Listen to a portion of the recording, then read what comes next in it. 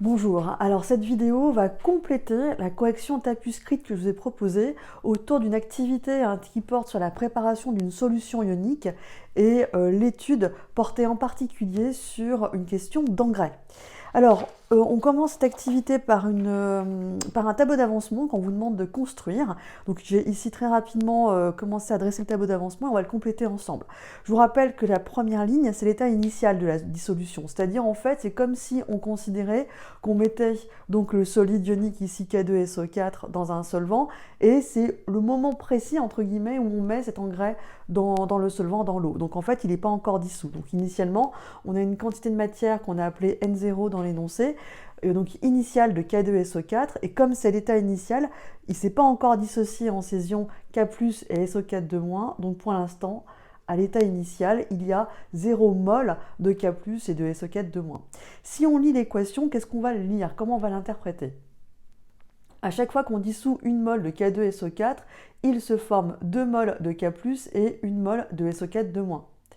Donc si je dissous X mol, une petite fraction, des N0, si sur les N0 mol initiales, j'en prends qu'une petite fraction, par exemple X de K2SO4, je vais donc former le double, c'est-à-dire 2X, et la même chose, X mol de SO4-. Mais je vous rappelle que dans les cases, on indique ce qu'on a à l'état considéré, c'est-à-dire ce qu'on a formé.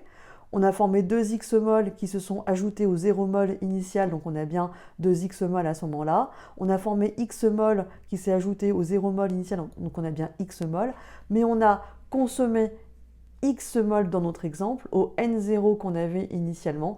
Il y a donc à cet état de la dissolution, au cours de la dissolution, à l'état intermédiaire si vous préférez, il nous reste N0 moins X mol de K2SO4. Et tout le soluté va se dissoudre. On va supposer qu'on aura une solution non saturée, c'est-à-dire qu'en gros, tout ce soluté de K2SO4 va être entièrement dissous en K+, et SO4-. Donc la valeur de X va augmenter jusqu'à atteindre une valeur maximale qu'on va noter X max. Ainsi, on ne va plus former 2X, mais 2X max mol de K+, donc le nombre de moles de K+, à l'état final est donc égal à 2X max mol, excusez-moi. La valeur de X va augmenter jusqu'à atteindre la valeur maximale X max. Donc comme c'est pour une mol consommée, on forme une mol de SO4-, donc produit. Donc si j'en consomme X max, j'en forme X max de SO4-. Donc ceci, ça veut dire, c'est le nombre de moles de SO4-, à l'état final, ça vaut X max. Alors, un petit commentaire là-dessus. En fait, on suppose que la dissolution est totale. Ça veut dire qu'à la fin, il n'y a plus de soluté. Donc ça, c'est égal à 0, car on considère la dissolution comme totale. D'accord? La solution n'est pas saturée, donc il ne reste plus de soluté à la fin. Alors, qu'est-ce qu'on peut en déduire de tout ceci? Déjà, on peut en déduire quelques informations qui seront précieuses pour plus tard, pour les questions d'après, à savoir donc que X max, c'est donc égal à N0. Ça, c'est la première chose qu'on va pouvoir retenir. Ainsi, le nombre de moles formés de K+, sera donc égal à 2X max, soit 2 fois N0. C'est ce qu'on utilisera tout à l'heure pour la question d'après. Alors, justement, la deuxième question, c'était donc d'exprimer les concentrations en quantité de matière en ion K+, et en ion sulfate en fonction de X max et du volume de la solution, puis en fonction de N0 et du volume de la solution. Eh bien, justement, on va déjà partir sur la relation entre N0 et X max, puisqu'elle est ici, donc on va tout de suite enchaîner. Donc ainsi, qu'est-ce que je peux dire? Que X max égale N0, ça c'est cette case-là qui me l'indique puisqu'on a une dissolution totale. Soit, enfin plutôt, donc d'où le nombre de moles formés de K+, qui est égal à 2X max, c'est donc égal aussi à 2N0. Et puis parallèlement à ça, à l'état final, le nombre de moles formés de SO4-, j'espère que je ne suis pas hors champ de la vidéo, est égal à N0 mol. Ok. Ensuite, dans l'énoncé, on nous expliquait que la concentration en ion K+, c'est forcément la quantité de matière d'ion K+, ici, à l'état final, hein, ici, sur le volume de la solution. Or, ce nombre de moles K+, est égal ici à 2x max, d'après notre tableau d'avancement. Et d'après notre relation précédente, je vais l'encadrer, x max est égal à n0. Donc, autrement dit, la concentration en ion K+, est égale à 2 fois n0 sur le volume de la solution. Alors, je réécrirai ça un peu plus loin, enfin, je le réécrirai par la suite, parce qu'on en aura besoin pour la résolution des questions qui suivent. Ensuite, on peut faire le même raisonnement pour la concentration des ions SO4-. C'est toujours pareil, la concentration en quantité de matière, c'est le nombre de moles, c'est-à-dire la quantité de matière de l'espèce qu'on étudie, ici SO4-, divisé par le volume de la solution. C'est un nombre de moles par litre de solution. D'après le tableau d'avancement, ce nombre de moles formé à l'état final de SO4-, c'est X max. Donc je remplace cette information, oups, je suis un petit peu... Voilà. Cette information par X max. Autrement dit, ça va nous faire X max sur le volume de la solution. Or, parce qu'on a une dissolution totale, on a montré que le lien entre N0 et X max est ici, X max égale N0. Autrement dit, je peux écrire que la concentration des ions SO4-, donc concentration en quantité de matière, est égale à N0 sur le volume de la solution. Donc on a répondu à la deuxième question. Alors je vais faire un petit peu de place sur la fiche. Donc je pense que là on n'en a plus besoin. On va garder l'équation quand même parce que ça peut toujours être utile hein, pour raisonner. Et on va juste reporter nos résultats qui seront exploités bien sûr par la suite. Donc à savoir K+, la concentration en quantité des ions K+, est égale à 2N0 sur le volume de la solution. Et parallèlement à ça, la concentration des ions SO4-. Bon, j'ai écrit même si ça, on n'en aura pas besoin de mémoire hein, pour la suite. N0 sur le volume de la solution. Ok, alors, question d'après, donc on nous explique qu'on veut préparer une solution d'engrais à partir d'une dissolution de K2SO4, puisqu'on ne dispose pas d'un engrais liquide dont les coefficients sont 2, 2, 1, et la densité 1,2. Donc ça, ce sont les caractéristiques de l'engrais.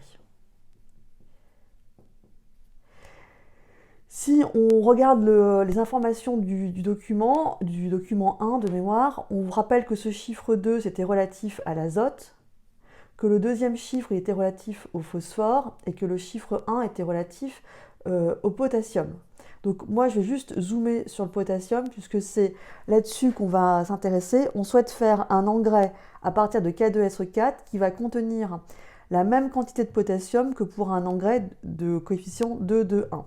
D'après l'information, le chiffre 1, ça veut dire que le pourcentage massique de potassium, c'est 0,83 fois 1%. Autrement dit, 0,83% de la masse de l'engrais qu'on va considérer va être la masse de potassium. Donc 0,83% de la masse totale de notre engrais. Or, on a une information ici qui est importante, c'est le 1,2. Je vous rappelle que la densité de l'engrais, c'est la masse volumique de l'engrais sur celle de l'eau.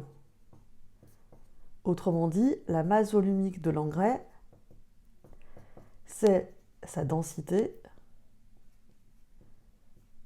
fois la masse volumique de l'eau. La densité ici, c'est 1,2. La masse volumique de l'eau, c'est 1,0, sous-entendu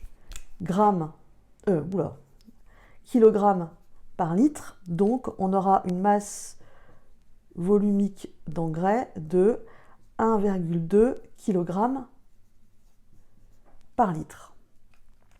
Alors, je vais refaire un petit peu de place, en particulier ici. Que veut dire ce 1,2 kg par litre? Ça veut dire que 1 litre d'engrais pèse 1,2 kg, c'est-à-dire 1200 grammes. 1200 grammes, d'accord? Donc 1 litre d'engrais pèse 1200 grammes.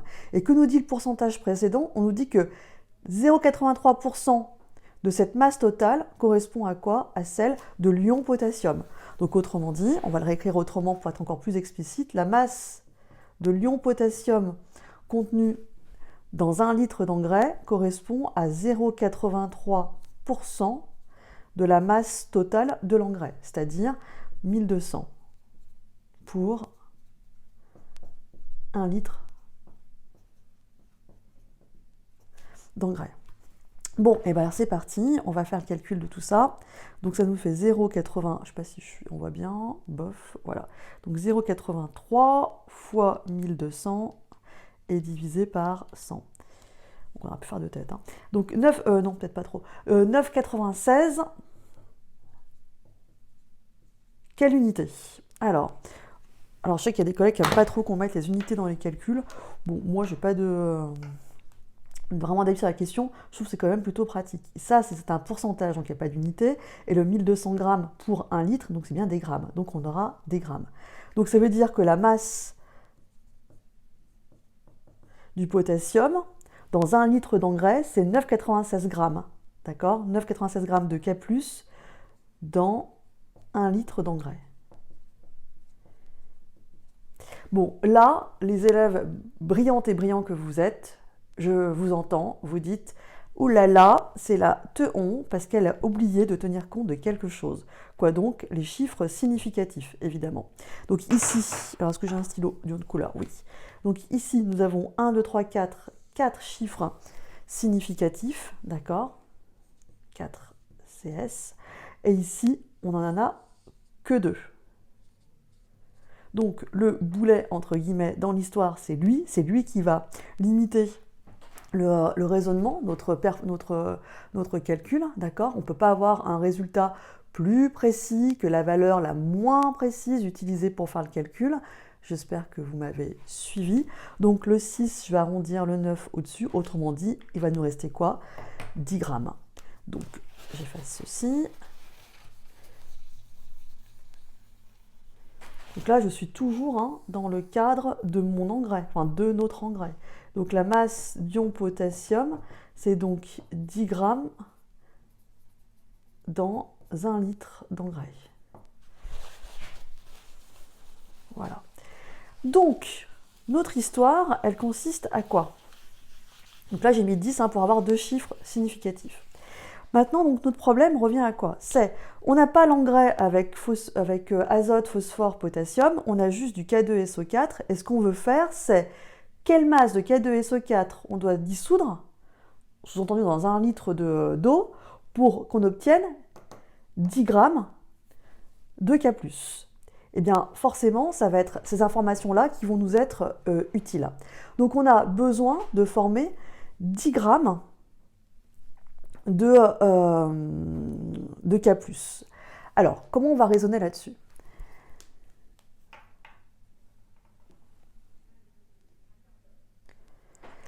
Alors, 10 grammes par litre, ça vous rappelle en fait la concentration en masse des ions K+.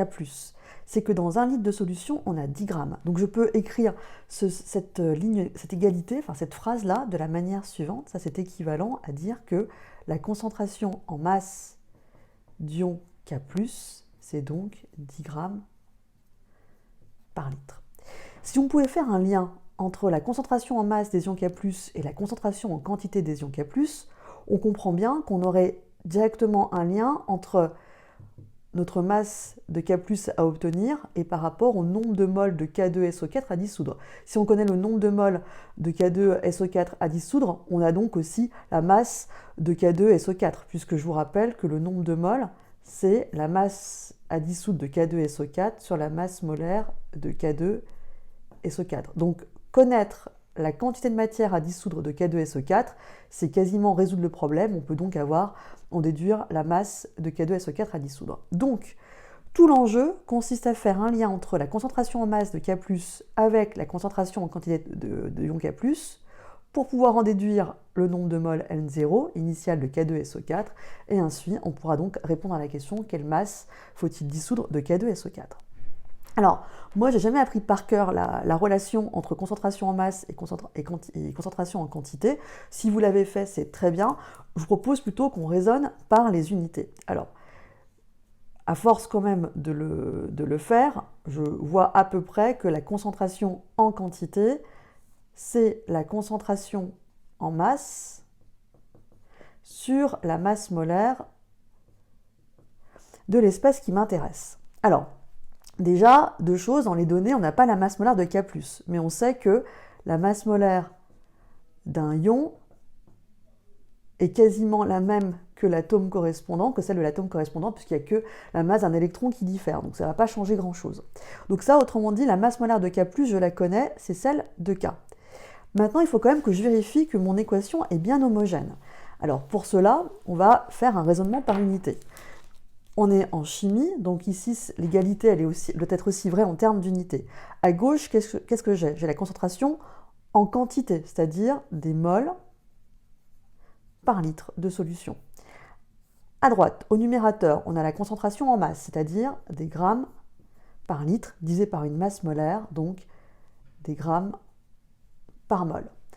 Or, divisé par une fraction, c'est comme multiplié par son inverse. Donc autrement dit, c'est égal à grammes par litre fois mol par gramme. Je peux simplifier par gramme, il reste bien des mols par litre, l'égalité est bel et bien homogène. Donc ceci est bien cohérent, c'est bien l'égalité qui va nous permettre de passer de la concentration en masse à la concentration en quantité. Donc il n'y a plus qu'à faire l'application numérique. La concentration des ions K+, c'est donc 10 divisé par la masse molaire du potassium de mémoire, je crois que je vous l'avais mise dans l'énoncé, donc c'est 39,1. Est-ce qu'elle y est? Oui, elle y est.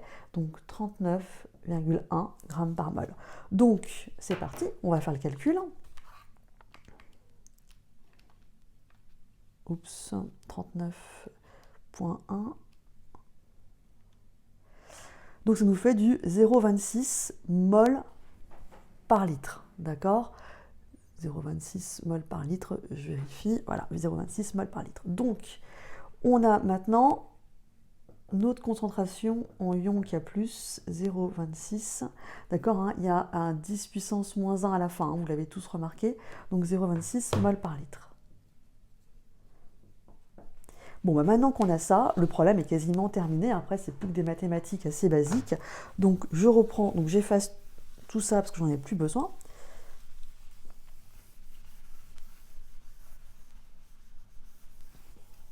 Donc, que je mette 10 grammes de K+ dans 1 litre, c'est comme si je mettais 0,26 mol de K+ dans 1 litre. D'après notre équation, donc on a K+, la concentration en quantité de K+ est égale à 2 fois la quantité de matière initiale de K2SO4 divisé par Vs, soit, hop, on va faire ça, soit 2 fois N0 égale la concentration de K+ fois le volume de la solution, c'est-à-dire N0 égale K+ fois Vs sur 2. Donc là, je vais réécrire ceci de ce côté-là parce que j'en aurai besoin après pour l'application numérique. Or,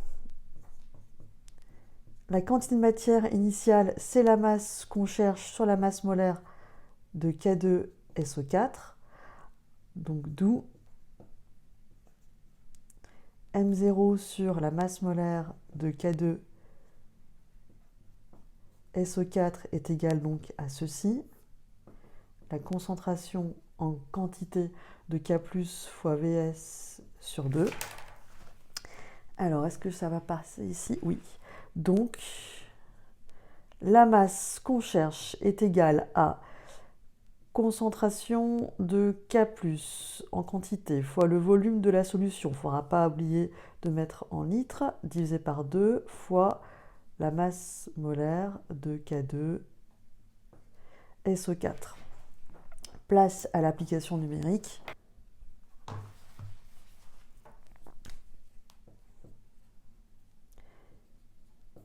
Donc ça nous fait 0,26 fois 1 fois, alors 39, donc 39 1 fois 2 plus 32 1 plus 4 fois 16. Et le tout divisé par 2. Bon, désolé, j'ai pas trop de place sur la vidéo, j'espère que ça va quand même se voir. Donc c'est parti. Donc on a 0,26 fois 39,1 fois 2 plus 32,1 plus 4 fois 16. Je pense que c'est bon. Ok, et tout ça divisé par 2. Donc 22,7, donc autrement dit 23 grammes.